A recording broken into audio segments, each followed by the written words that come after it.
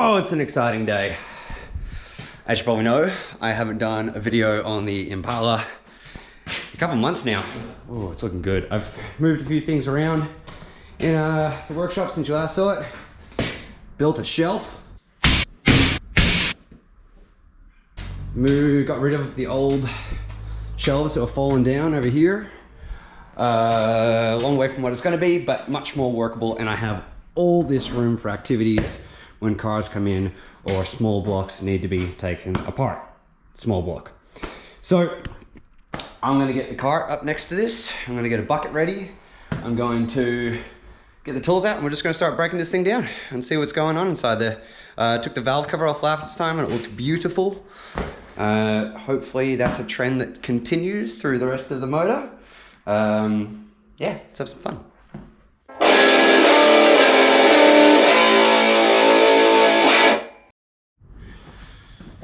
Okie dokie, what do we got fastening on this? Start with you. What's gonna be easy to get to? I reckon probably these guys. That's a bad pointing thing. These things. I'm gonna start with those. Might hopefully be able to get a ring spanner on those. Now, it's been a long time since I've dealt with Imperial. Half inch. Nope. Hey. So, hey, that's all right. Sometimes an issue that you run into when you're taking off things around the fan is you try and turn it and the whole thing turns. So, luckily, that isn't happening with us today. Everything here is pretty seized, so we're not going to run into that issue. So I can just get the end of this on there. Can't fit the ring spanner around it, but that's all right.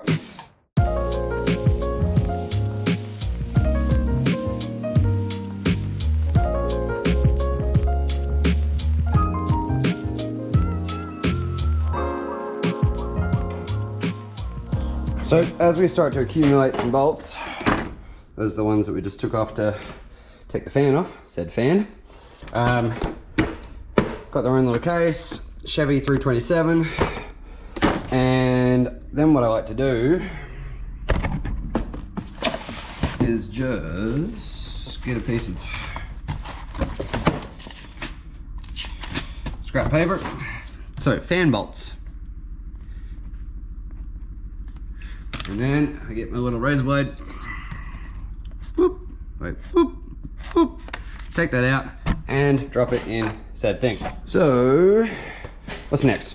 It looks like, yep, okay, so the only thing fastening on this bit was the bolts that went through that we just took out and into this little guy here.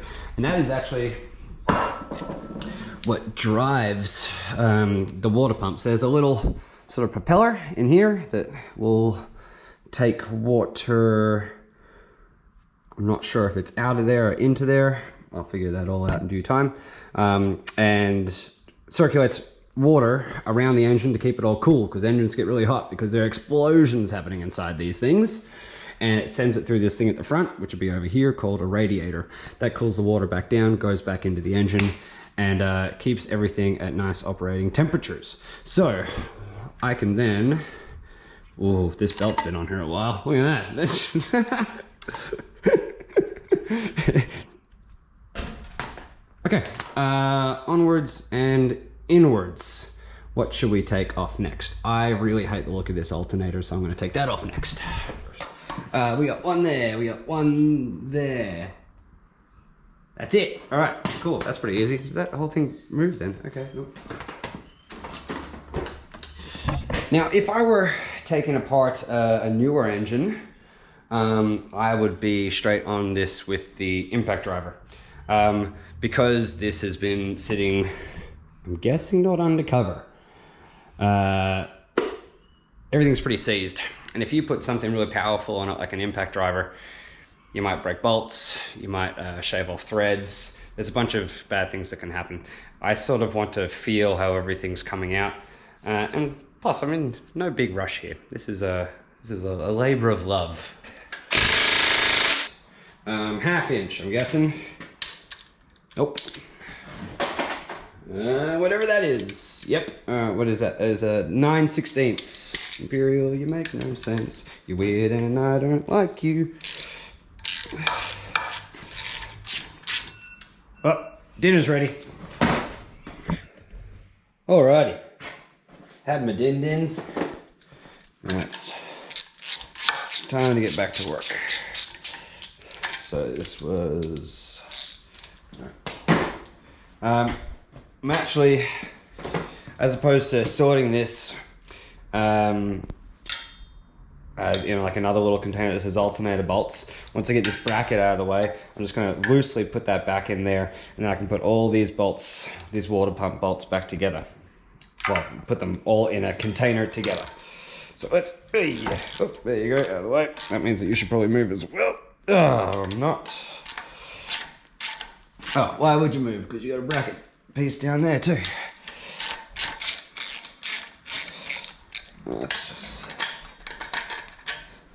Alright. That's an alternator. It's also, I find, a good idea when oh hello, little spider buddy. Also think it's a good idea when you're taking these sorts of things apart to take lots of photos with your phone. Phone cameras are that darn good today that you can just take a few, you know, over the top photos of these, and then when you're putting it all back together, you can zoom in on little sections of the pics and see where everything goes. Because sometimes all the little vacuum lines and wires and clips and things aren't as obvious as what you'd imagine. Okay, there's... Alright, there's been a bit of backyard mechanics on this piece. So you can see that they've had a bolt that was too long for this here, and they've put one washer, a nut, another washer, and a spring washer on there. So obviously what they could have just done is cut the end of that bolt off, which would have been the much better option. But they didn't do that for some reason. I'm just going to loosely put that back in there. And then when that manifold comes off, I'll just know that that's the one that goes there. Well, it'll get replaced. But I'm going to do the same thing with this one there.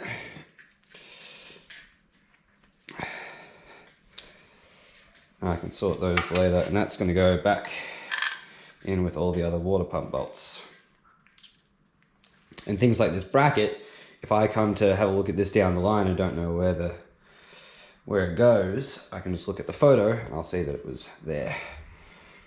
All these pieces are going to be, well, I don't really want the alternator back there. You know, it's a pretty ugly place for it. There are kits where you can relocate the alternator down here, which I would like to do. Progress is being made, things are coming off. Let's get this hose out of the way. I just need a flathead for that one. Oh, there's that belt coming back to bite me. Away with you.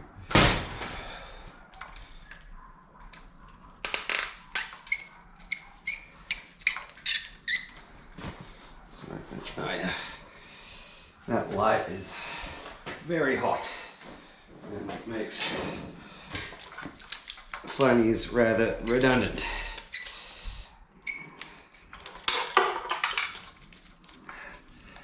Oh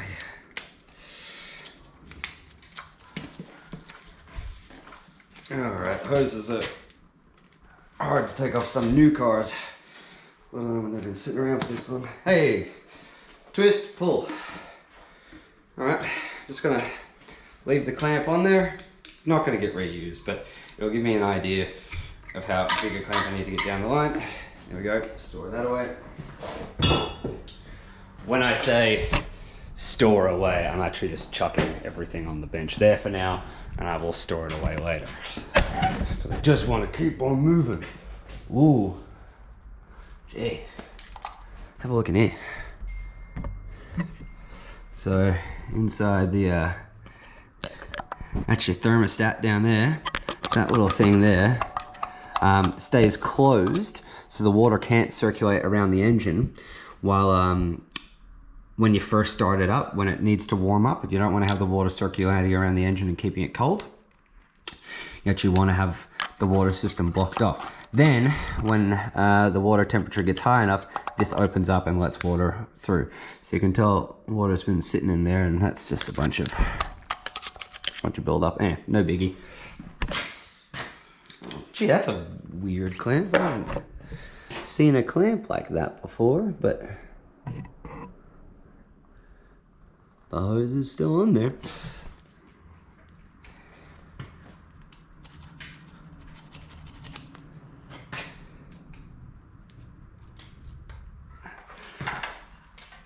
Nope. All right.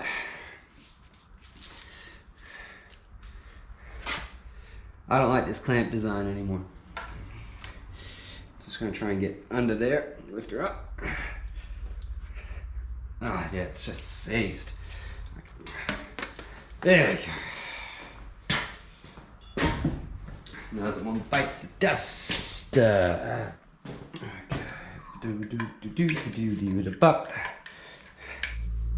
Now, these are brand new hoses. I wouldn't be doing this, but there is no way that I'm going to be reusing any of these. So I don't really care if they get ripped or torn. I can even just run a blade across there and rip it off. But the first thing is sort of separating the clamp from this old rubber, which a couple of rotations should prove that. It looks like this screw is winding out as opposed to loosening the clamp, which happens sometimes in the older ones, which means you just need to take the whole thing apart. Hey.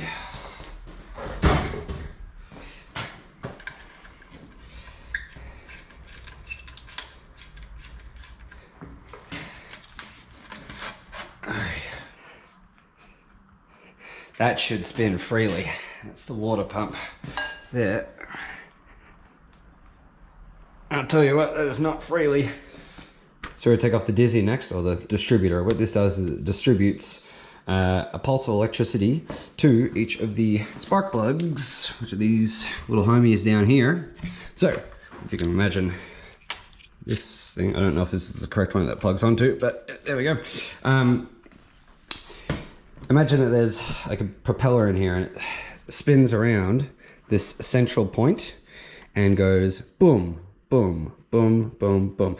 And as it hits each one of these internally, it sends a shot of electricity down this plug wire and to the spark plug. So the spark plug fires at exactly the right time. And it also have to fire in the right order. So it doesn't just go, if you can imagine, the cylinders in this are numbered 1, 2, 3, 4, 5, 6, 7, 8. Really nice things that they did on old engines, you put the firing order right here. So the first cylinder to fire is cylinder 1, then it goes number 8, 4, 3, 6, 5, 7, 2. So when you're ordering up all these plug wires to their corresponding spark plug, you need to make sure that they are in order with these numbers right here. To get the Dizzy off, it's a very simple thing. I've actually loosened this already. There's just like a little hole there, bolt goes through there, and this is just a little retaining prong, I guess you'd call it. That's where that goes. I wonder where that one was from. Has that always just been sitting there? Has that always just been sitting there? Hey, look at that. Out you come, Dizzy. So, this gear goes down to the back of the camshaft. And the camshaft is actually what turns the distributor, because the camshaft is operating on 4 cycles, whereas the bottom end of the motor is going on 2 cycles. That might not make a whole lot of sense right now, but I'll explain more about it in the future. Alright, next, gonna take off this. What is this? It looks like a I don't know if it's a vacuum line or an oil feed line, but it is long. Look at this. And annoying. So I'm going to chuck a spanner on here and get that one off. The old 7/16. Far out. I commend you, American mechanics. What's next? A very primitive wiring loom. Oh, look how big the connections used to be. Huge. I wish they were still that big. When I'm working on the Japanese cars, all the little connections you got to deal with are about a tenth of that size. Okay, they all go back to this thing here, which I don't know what it is. Maybe a temp sensor? I know that it's just on there with not even by a thread anymore. It's just a little bit of wire. Oh, that's been mangled in its time. Oh, that is. Oh, hey, look at that. It's starting to look like a tidy little small block. We're almost down to the fun stuff. Okay, next thing is coil pack. So that's already had one bolt taken out of it. So let's do the other. 1/2 inch. Ooh, cute little stumpy thing. You can tell that wasn't original. What do we got going on down here? We have starter motor. Gee, that's a big starter. That's a huge starter motor. A starter motor. This hose. That's the ground of the starter. I get you. That would be the feed to the starter. Okay, a starter motor. How are you coming out? You got a bolt there. You got a bolt there. That's it. All right, get those two out.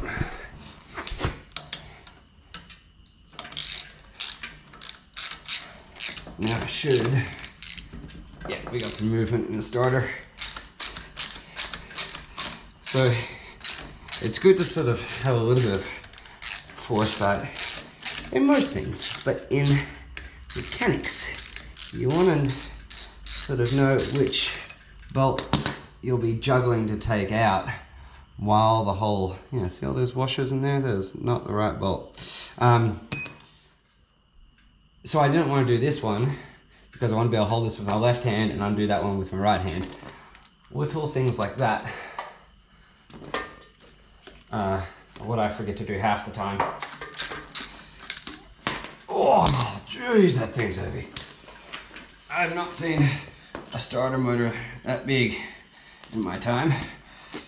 Get this hose off. Thermostat housing.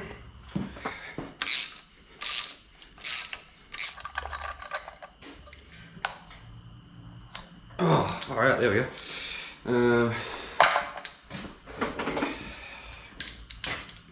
Got a wrench on that. See, this is why I like to do them by hand. An impact would get this out, but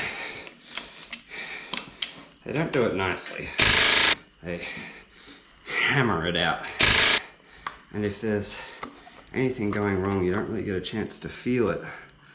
All right. All right, what is that? It's just corroded something. All right, should be able to, look at that. Oh, there's a gasket for that. And so the thermostat goes under the gasket. All right, that's where the water flows through the engine. You can see there's a bit of rust in there, not too uncommon. I deal with iron block Nissans that are not a quarter of as old as this. that have rust, a lot of rust in the cooling system. So that's nothing to stress about. Obviously we'll be getting a new gasket, but I like just holding on to these anyway, so when I get a new one I can line it up against that and make sure it's correct. This is a very cute little thermostat. So weird. Some things are huge, like the starter, compared to normal, oh, not normal, but current day models. Some things are really tiny compared to current day models, like this little cute little thermostat. So there's a little test you can do on your thermostat to make sure it's still working well. What you want to do is boil up a pot of water, chuck this in a cup and pour the boiling water over the top of it. What should happen then is this should all move. It's kind of hard to do with one hand here. Okay. So this sort of, there's a little seat in there that will start to move down, and it will start to move down there as well. I'm just pushing against the spring there. I don't know if you can see it move. But the spring is what holds it up, and then when it gets really hot, it then releases it down. Boiling water should definitely do the trick. If it doesn't open with boiling water, which is sitting at 100 degrees Celsius, then it definitely won't be opening in time to keep your engine at a nice operating temperature. This will probably be getting replaced. Actually, it doesn't look that bad, to be honest. I might give it a test, and if it works, we might just use it. But hell, if a new one's $5, we'll be splurging. What's next, homies? Yeah, water pump and harmonic balancer. I don't know if these were called harmonic balancers back when this engine was made, but they are these days. This one will definitely have to go because it's got a big dent there. It's just, you know, a bit archaic. I'll start with that. So if this were a motor that wasn't as hard to turn over as it is, sometimes these bolts could be hard to do. You might need to put an impact on them, but because nothing's turning too easy inside here, it's pretty straightforward just to do it like this.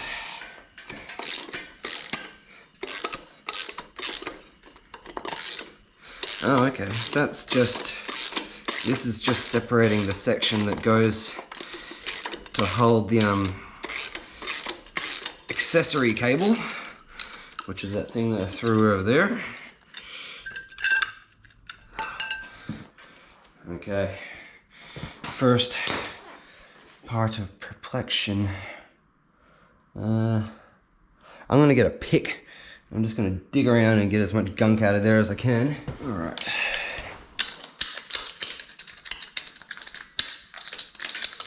All right, close your eyes. Oh. How does it come off? It almost looks like it's been welded on there. Not almost, 100%. That looks like a weld to me. Down, I'll do a freeze frame and circle it. Woo!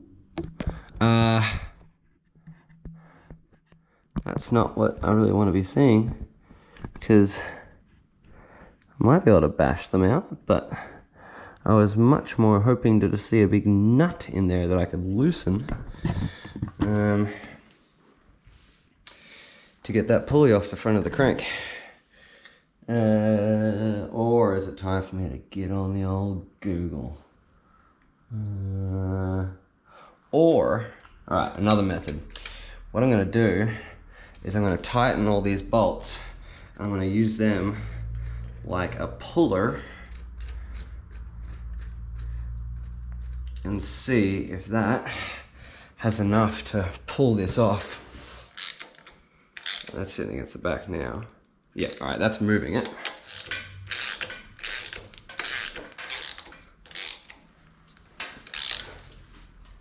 Oh, I don't know about this.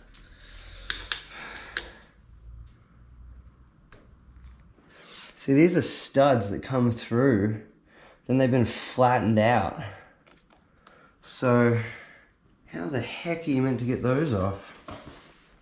I think this might all be a bit of a permanent fixture. I don't know why someone's done it like this. The way it's meant to be. Alright, time for me to get on Google. Be back with you in a second. Alright, better than the internet. I've just cleaned that out, taken a photo of it. It's definitely welded. And then these studs that I was talking about, these back here, get a light on it for you. There. They come through the front here, but see how they've been flattened off, hammered. So they sort of go over the front of the balancer. And I could put the angle grinder on them and shave them off, but really that's only going to get this section off. And I'm still stuck with all that tomfoolery. So I've messaged a mate that has built a couple of these and he knows them better than I do. Thanks, Rowan. And hopefully he can get back to me and let me know what the hell's going on. Maybe it's an old thing that I'm not familiar with. That may have just been the way they did it back in the day. But let's keep digging. Okay, so now we're gonna move over here, take off this motor mount. That's what mounts the motor to the car. And I'm gonna take off this exhaust header as well. Oy, oy, oy.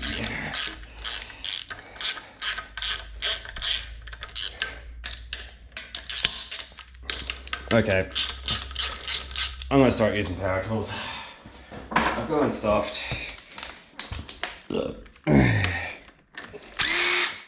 See why?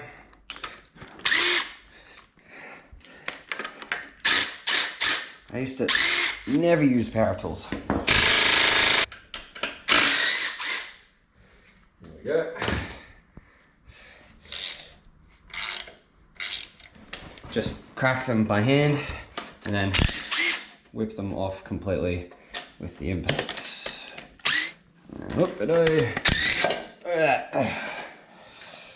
Can you see why I love these things so much?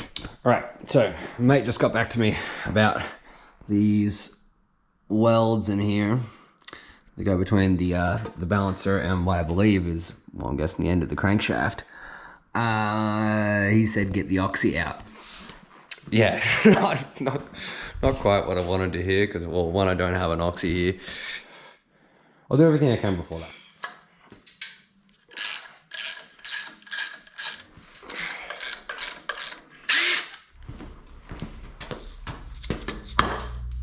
Just like that.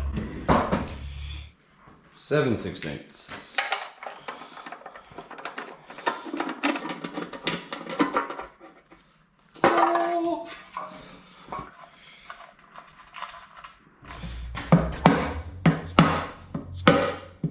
Alright, moment of truth. Oh. Sick. I'm so stoked with how this is looking. Oh. Alright.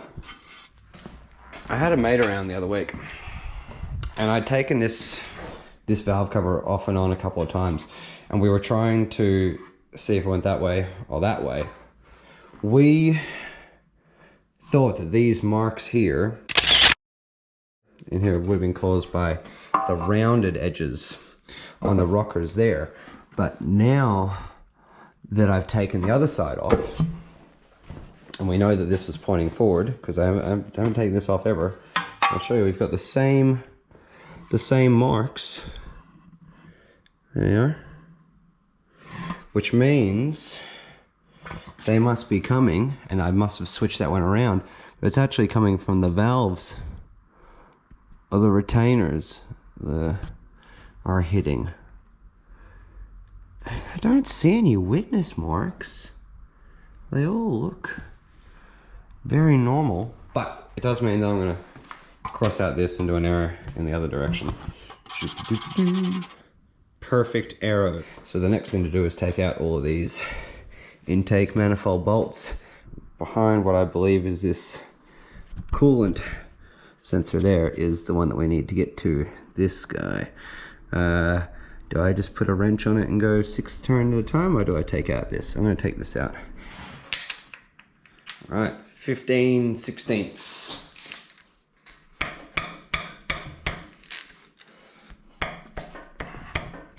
Old hand impact. Oh yeah.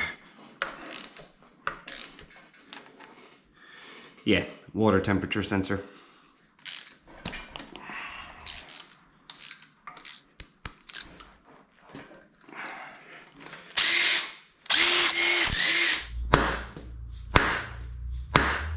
Nope.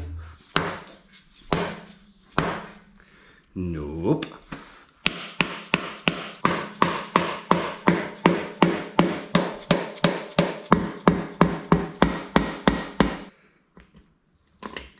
There we go. Oh, hello. Yep. Oh, yeah. Cast iron intake manifolds. Nice. I am so happy with how this engine is looking. Oh yeah, that works. That was right. Whee! Screw your smoke machine. I'll just bring my 327 round to your club with the air compressor, and when the beat drops, I'll just go.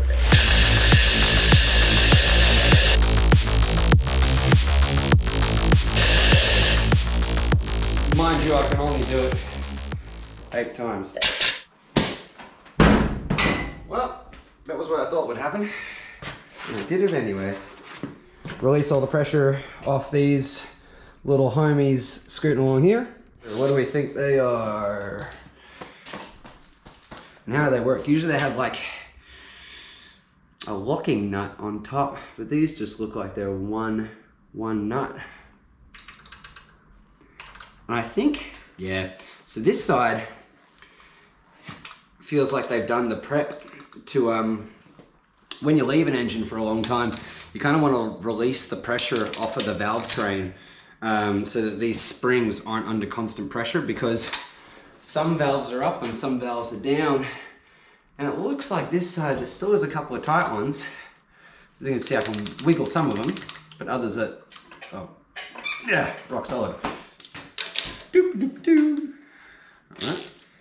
Now this is definitely something that I wouldn't want to use the impact on.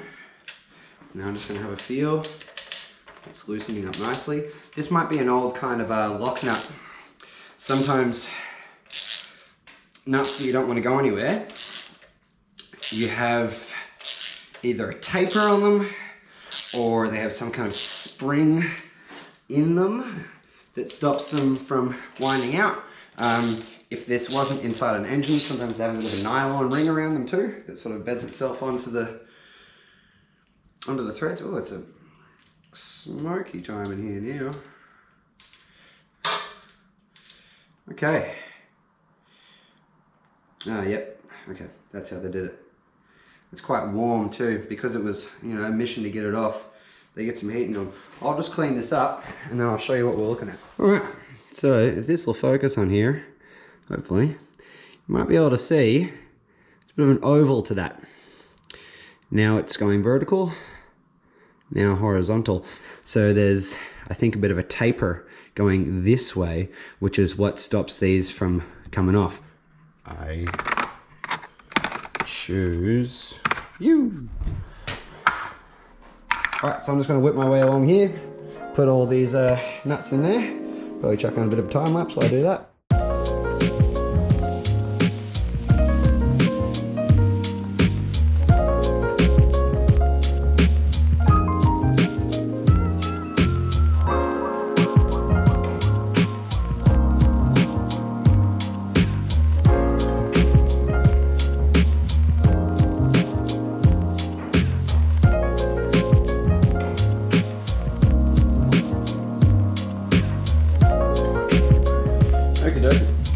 Now that we've gotten those nuts off, the retaining nuts, underneath them, I thought that these were just washers, but there's a little more to them than that. They're, focus, focus, focus.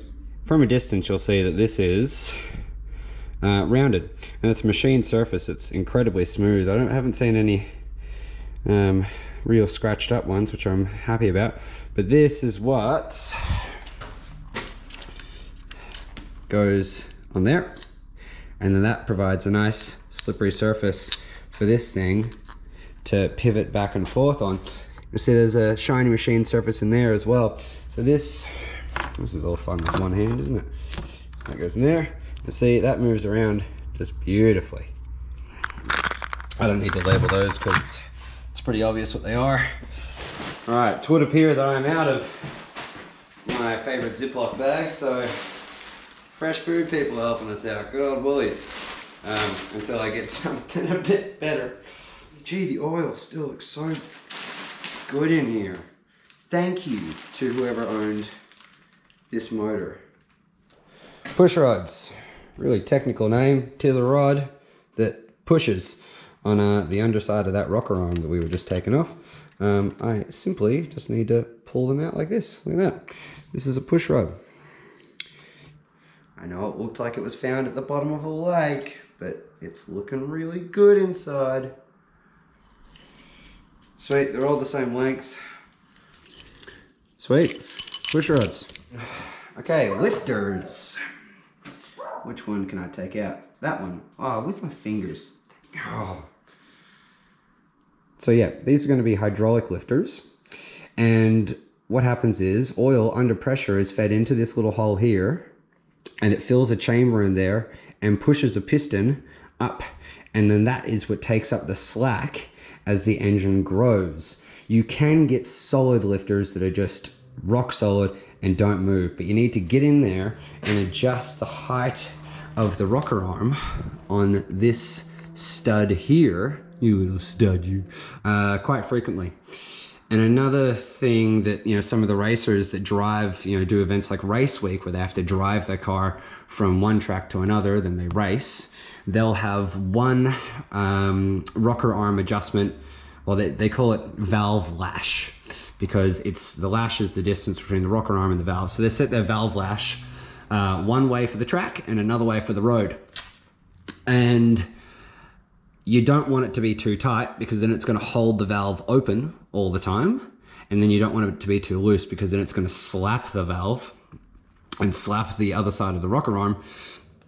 And also, you're not going to be able to get the full potential out of your camshaft then, because it's not going to be able to push down the valve as far as it would if there was just solid contact between everything. The downside of hydraulic lifters is that they don't translate exactly the shape of the camshaft to the valve moving up and down. There is a little bit of a difference. That's why some of the racers like to go solids. There's also, it just means there's one less thing to go wrong. What I am confused, and also this thing is heavy. So that's another thing that has to be moved up and down by the engine. And this is going up and down, you know, 100 times a second in high revving applications, more.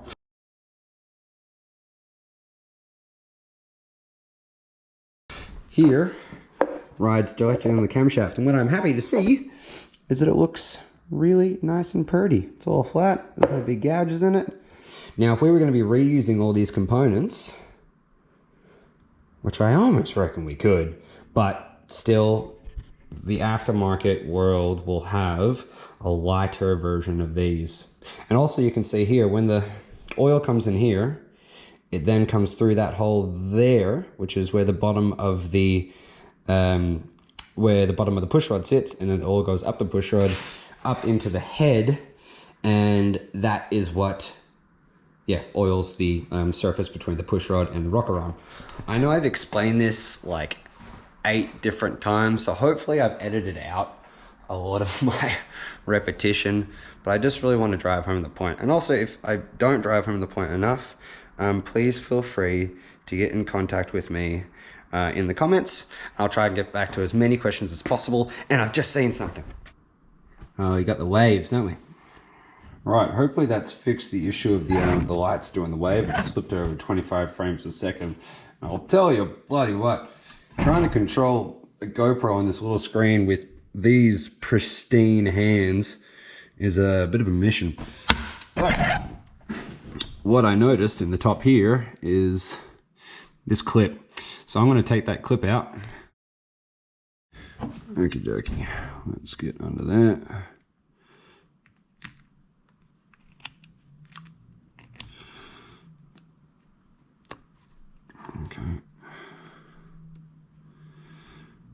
Ooh, there's a bit of pressure behind that. Okay, aha, look at that. There's a spring in here. And we'll just take that out. Cool. All right, new things. Ooh. So there's no flex in that. There's that. There's a, look how nice that oil is. Oh, that is. Old mate that owned this car before me, or the last person that had it running, I'm gonna shake your hand. So let's get this the old quick brake cleaned out. So it doesn't look like there's anything too special going on inside there. That just looks like a flat surface down the bottom. Apologies if you can't see it very well. Spring goes on top, then the spring rests inside. Whoop. That little section there. So that always keeps upwards pressure on that section of the lifter. That goes in there. That goes on top skis. Oh, machine surfaces. And then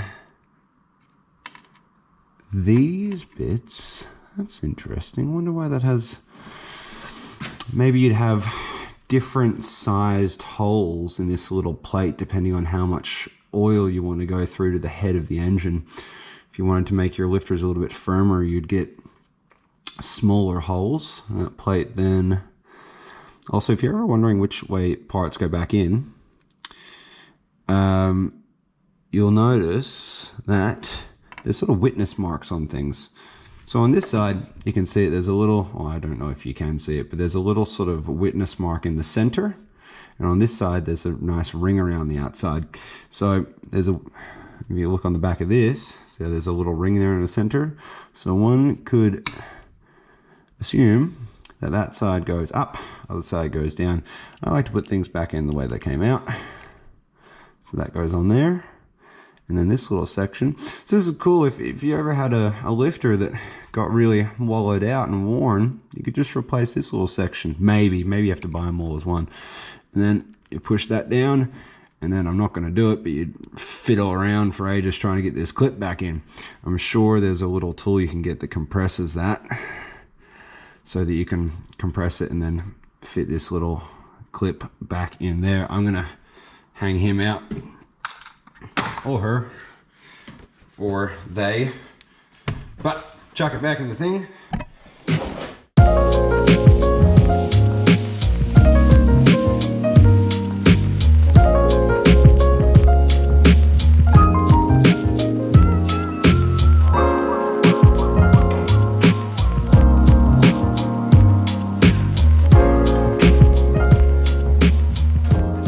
Right, so got another case going.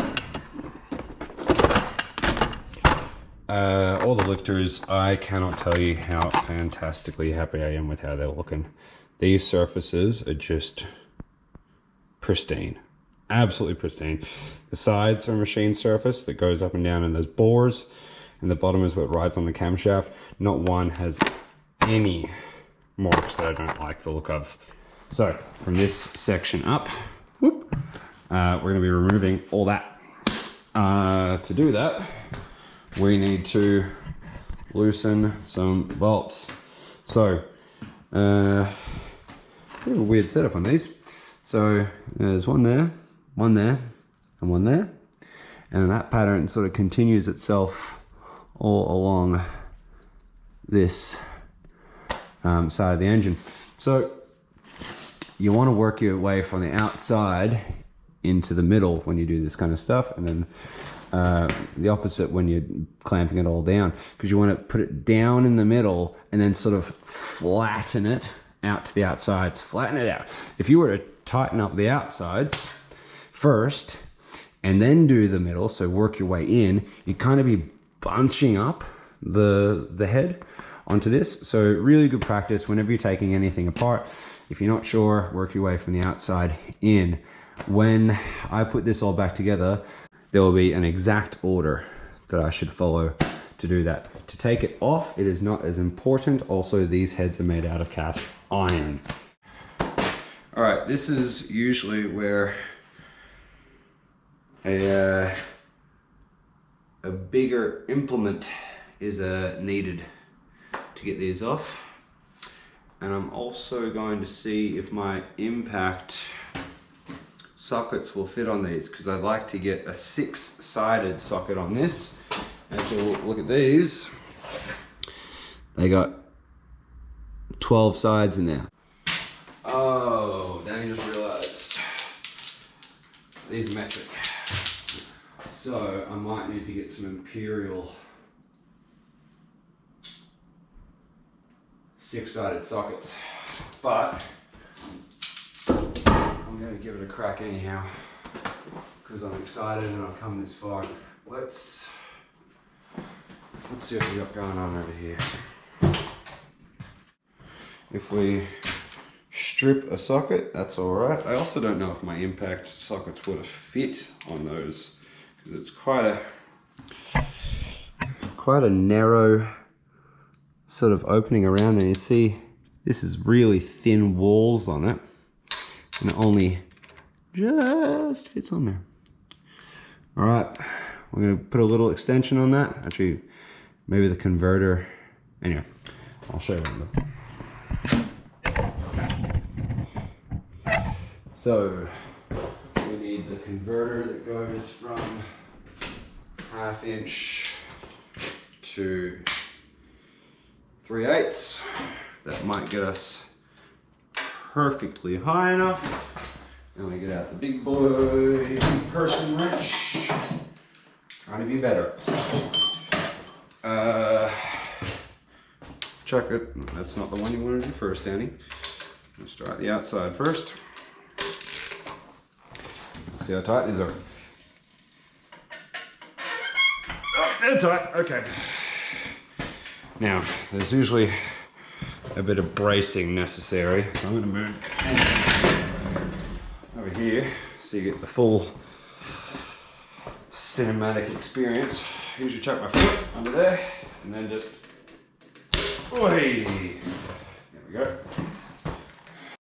So what I just did is I took this handle section off the end of this. That's all I need. I also need a little bit of an extension because I was hitting on the valve there while I was trying to get it off. So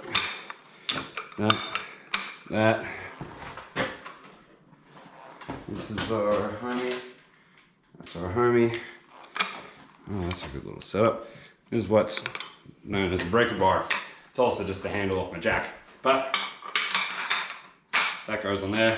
You got a whole lot of leverage. Leverage is your friend.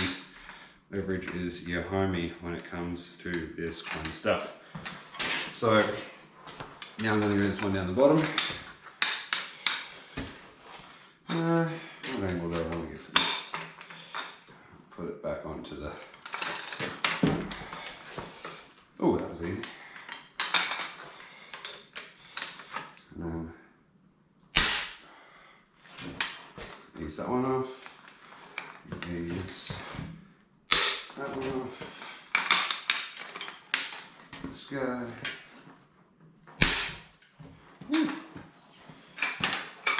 Move around to the other side and do a couple. Bow! Okay,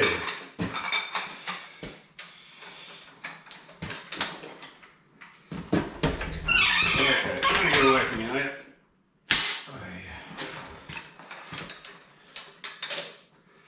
Next will be you.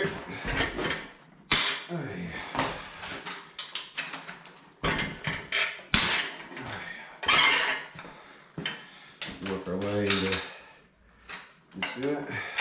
I'm going to take that out yet.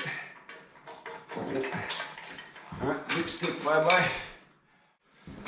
Oh, this is fun. Gonna take a head off. Alright. Did I get you? Oh, I did.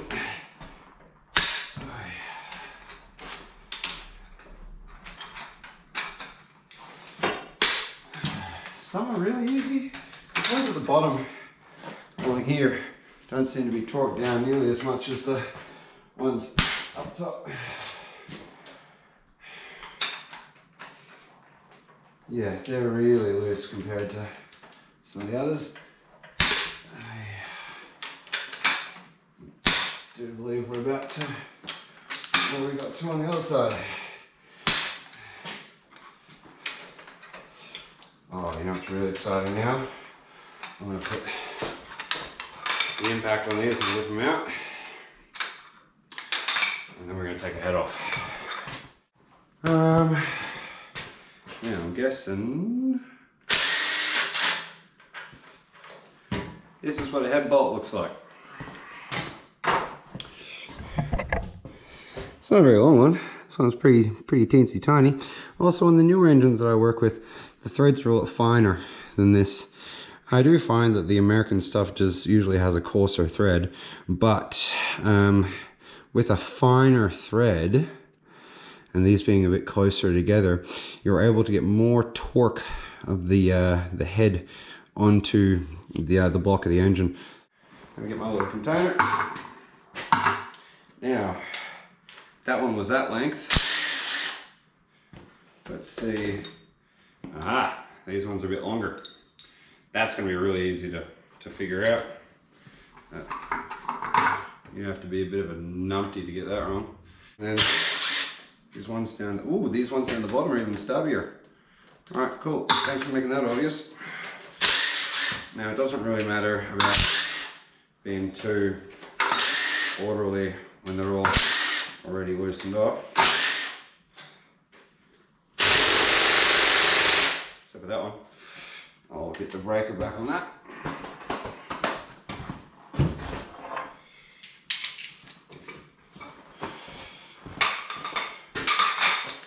It's almost my bedtime, but I'm having so much fun.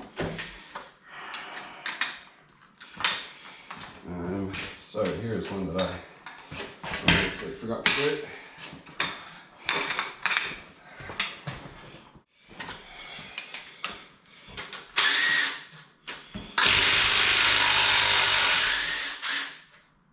You made a bit of a racket. What's going on there? There's a lot of goop on you. Maybe I forgot to loosen that one off too.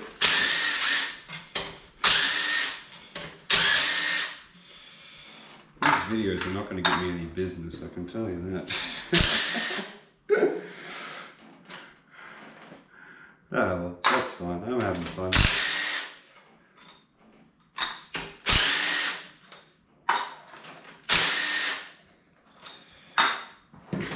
That'd be all of them. Fun thing about to happen.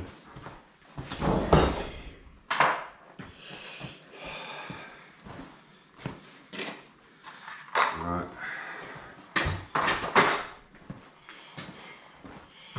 Now, this could come off really easily. It could be an absolute pain in the ass. I'm just going to give it a couple of hits with the old dead blow. Make sure that there's nothing else fastening it down. Maybe it'll just lift off. Nope. Okay.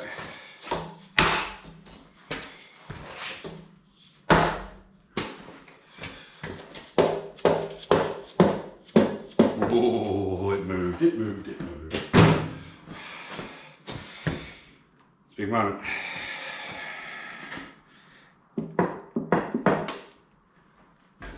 Whew, you've had some water sitting in there. Yeah, you can top on that side too. All right, let's put things down and have a gaze. Where can I put it? All right, this is very exciting. We're looking at the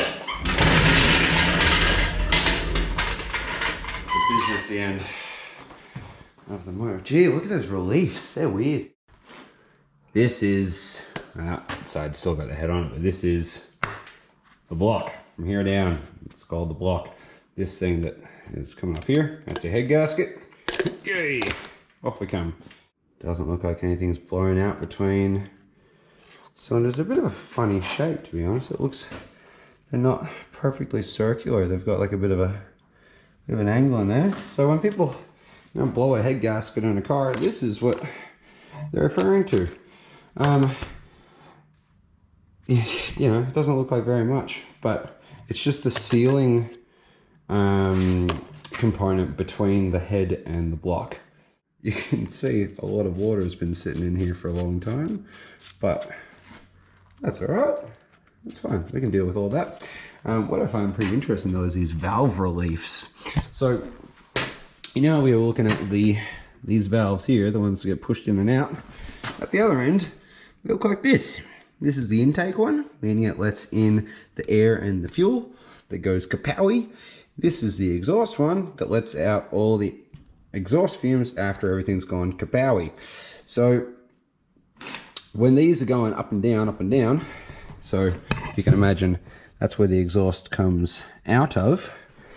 That valve opens this way, exhaust gets pushed out there, comes out here, goes out the back of your car,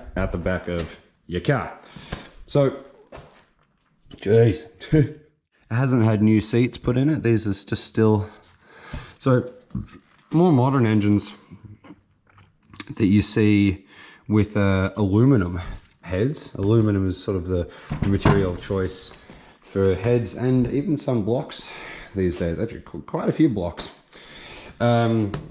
All made out of aluminum, but the surfaces like this where the valve is going in and hitting against and all the exhaust is rushing past that point, it gets very hot. They gouge that out and they insert a piece of steel just there. So you don't have to have the weight of this whole thing. And I tell you what, this thing is heavy. You don't have the weight of the whole thing. Weight was not an issue back in 1965, as you can tell by this 7.5 meter long boat. It's got its, I tucked it in, it's got its little blankie on there, got a leak in the garage. So these days weight is much more important when they're designing cars. Less weight, less to push around, less fuel consumption. Back in the day, it was all about making cool stuff. So I'm really happy with the surface on here. I know that looks really bad, but I'm actually really happy with the way that that's looking. Pretty stoked on the surface over here as well. Another thing I really want to look at is these bores. So this surface here, this is the cylinder bore. You can see there's a little bit of wear right there. That's fine. The piston actually has a little bit of movement to it. As you can see the piston on my hand. Has a little bit of movement to it this way. It rotates on this pivot point right there, and it can actually rotate that way just a little bit. So there's a tiny little bit of wear. I'll get my light in there again. Tiny little bit of wear there, but gee, it's looking good. Oh, you can still see the cross hatching. Don't think that those little flakes there are anything to worry about. I still don't think anything's gone through this engine. You can really tell when something has. 040. I wonder if that means it's 40 thousandths oversized. So when you rebuild one of these engines and there are like little dings and nicks in there, what they'll do is they'll machine it back a couple of thousandths of an inch. I should go in and I should start getting ready for bed. I gotta be up at 5 in the morning. So I'm gonna go in, and I've been working since 7 this morning. We've made some really good progress today, homies, and still really stoked with how everything's looking. I, again, just could not be happier with how this is all coming apart. I know it looks like it was found at the bottom of a lake, but this will all clean up very, very well. And I feel great giving life to something that people might overlook. Some people might look at an engine like this and just go, nah, not dealing with it. I'm dealing with it. All right, catch you later, guys. Peace out.